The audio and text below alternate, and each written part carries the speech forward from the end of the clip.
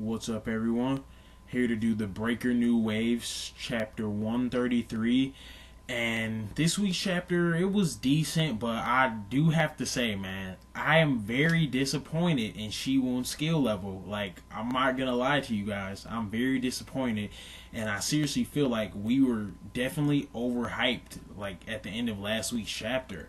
And I'm not saying like it was bad because it was realistic. Like, obviously, I didn't think that he was gonna be at So Chung's level because, like, we've heard multiple times, he's a prodigy. But like, I just, in my opinion, I thought Shiwon would put up way more of a fight. But I will say this though, Shiwon is the type of character that he really breaks out his full potential in dangerous situations.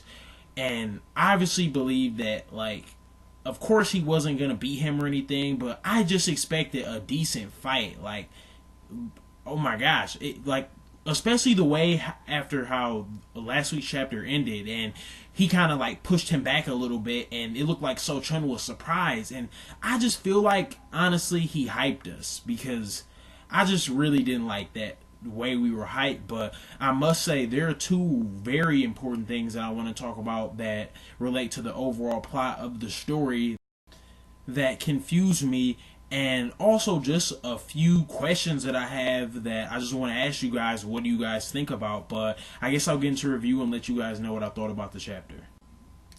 So we start the chapter off where we left off from before, and it's just So Chun, and he's just confused. He's like, why? Does he really want me to fight him with all my strength?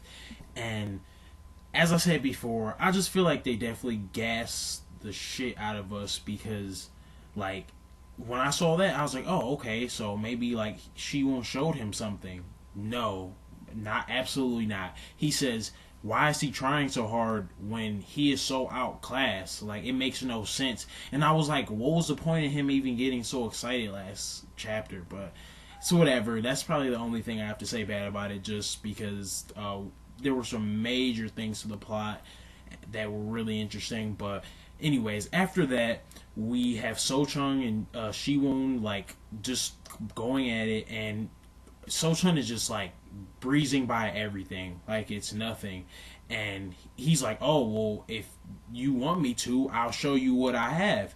And he is about to hit Shiwon, and he does a sweet foot technique, and he just dodges him completely. And he's like, oh, he dodged. And he says, do you really think I would fall for the same thing twice? And he just, like, does some sort of key blast. I'm not exactly sure what it is because it looks weird, but he does it with his opposite hand. He goes around him and does it with, or tries to hit him with his left hand, his opposite hand. And at first I honestly thought that he was gonna do something, but then back to reality, of course he doesn't. And don't get me wrong, I didn't expect to, like, for anything to happen, but I thought that maybe, like, So Chung might have thought that he had Shiwon, and then Shiwon would have got him again, but that wasn't the case. As we can see, Shiwon has a lot to go over. But yeah, after he gets thrown away, So Chung is sitting there, and he just is thinking, like, did you really, you surprised me for a second, but did you really think that you could take me down with that? And they're, Flash Hill and Jang, they're worried about him, and he just starts laughing, and he's like, oh, I didn't know how you were going to counter that. Like, that was interesting. And he's like, should we go again? And then So Chung asks him, was this really a spar? And you know you could get hurt. And Shiwon is like, I'm not really worried about it. And he's like, no, you could break an arm or a leg. And Shiwon says something interesting. He's like, to train with you, like, an arm or a leg would be fine. And he just talks about how he went through some happy things and some sad things, but that through all that he learned how to move forward. And I just thought it was interesting. We just see some development in Shiwon's character and how he's changed, and it is like he seems more mature. It's kind of weird, but I definitely like that it's like edged his character out. But the only thing is, man, I have to say, I do not get this. If somebody else does, please explain to me, because I definitely don't get this. Like, we know that the Chundo Moon supposedly backed the SUC. Why would Shiwon be friendly with someone who supposedly, as far as he knows, backs the SUC? But I did also have a theory that maybe he wanted this fight to see what kind of person So Chung was, maybe, but I'm not sure. Like, this isn't that type of series where you can like fight each other and sense feelings or anything. Like, I obviously know that, but I just don't get why they would be so cordial. But I'm gonna show you guys a picture right here, a panel or two, just showing you that, like, supposedly he is definitely an enemy. So yeah, it should be coming up right now.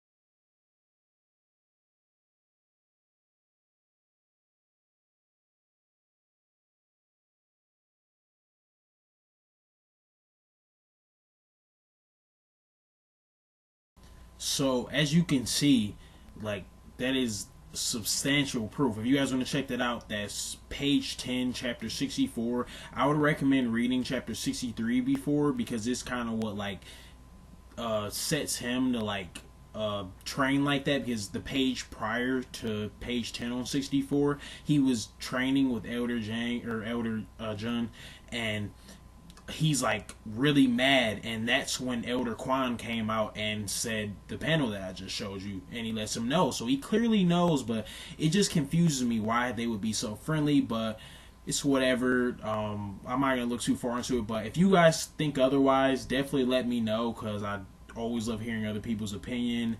But after that, him and Shi Woon are just sparring again, and So Chung realizes that or they're about to spar again, I'm sorry, and he realizes that Shi Woon really is the same, and he just talks about how he really, it's like an honor to spar with him, and don't worry about any dangerous things, let's go back at it. And this is when he realizes that Shi Woon is still the same, as I said before.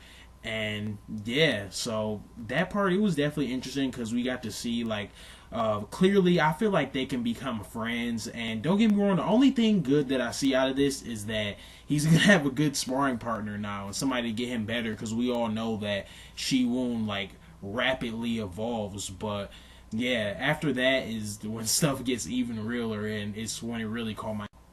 And I also forgot to mention that once they get back to sparring again, how So Chung just literally like he put Shi Woon down like it's nothing. Like, and I guess he just also says that he's thankful for Shi Woon not changing. And yeah, that's pretty much like the end of their little duel or whatever. But I don't think we'll get any more of that. I figure by the time we go back to them, like a bunch of other things will have started. But yeah, as I said, this is where things get really interesting. And yeah, we have 9 arcs and all these other people from the Black Forest Defiance group, and they are just walking in the airport, and we have I forgot his name, but the government guy with the glasses, he's there, and he's confronting them. And I am just wondering, is this guy retarded? Like, you know the power this man holds. Maybe he expects them not to act out in public, but like, what is wrong with you? Like, clearly 9 arcs doesn't give any fucks. So I don't know, I just didn't really get that, why they would confront them. But this also brings up a very important topic, that, and something that I've been wondering about for a long time. Lady Sasol is back. I've been looking at a lot of comments and like just forums and everything about this chapter, and nobody has mentioned this. That was Lady Sasol. And right now, I'm gonna if you guys, or actually, I'm sorry, if you guys look at the thumbnail that I have, if you look at the girl who has a really, or like, she has like dark stuff around her eyes, and she's in the middle, and she looks like around like 16 years old, that is Lady Sasol. And I haven't heard anybody else say it, so I definitely had to mention that.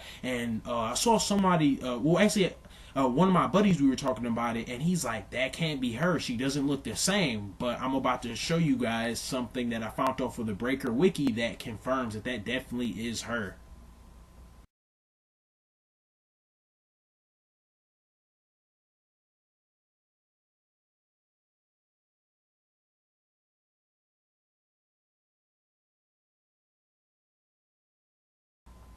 But as you guys can see, when her channels were blocked, it gave her an appearance that was a lot younger than what she really is, because she's the same age as Shi Woon. She's 16.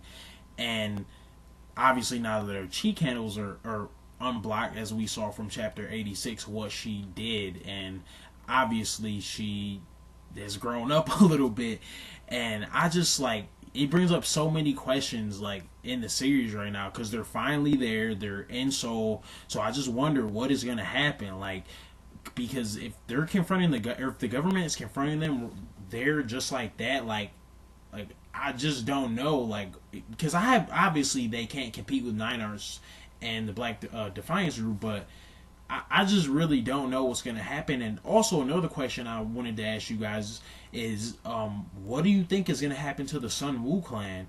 Like, obviously Shiwon is the current Gaju, but that's the former Gaju. Like, but I will say she seems different. Like, I'm not exactly sure if like she's under some sort of like brainwash thing. Like I know that sounds outlandish. I'm not saying that's what I think, but like, what is going on? Because when we saw her before, she just seemed a lot different. And why wouldn't she go directly back to the Sun Wu clan?